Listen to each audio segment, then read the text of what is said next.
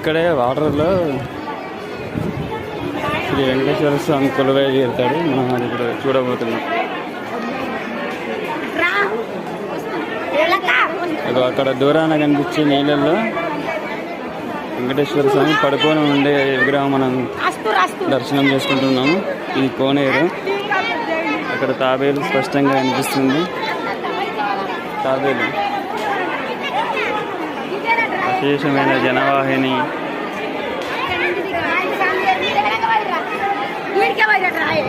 మరియు నీతు నవ్య.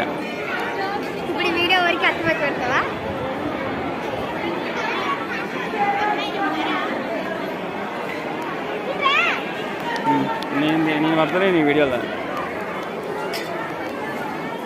ఇదిగో మామయ్య.